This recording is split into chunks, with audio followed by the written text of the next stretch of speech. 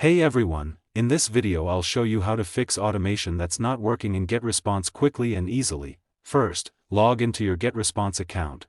From the dashboard, click Automation in the left-hand menu. Open the workflow that's causing the issue. The first thing to check is whether your workflow is published. If it's still saved as a draft or has been paused, it won't run for new contacts. Next, review the trigger at the beginning of your workflow. Make sure you've selected the correct trigger, such as a contact subscribing to a list, submitting a form, clicking a link, making a purchase, or receiving a tag.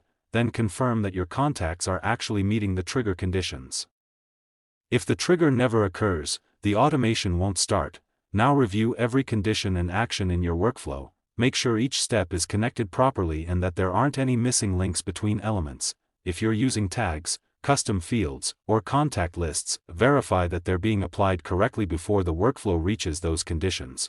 Also check any wait conditions or filters you've added, as these may delay contacts from moving through the automation. After making your changes, click Save and then publish the workflow again. Finally, test the automation using a new email address to make sure every step works as expected. If the test contact moves through the workflow successfully, your automation is working correctly. That's it. You've successfully fixed an automation that's not working in GetResponse.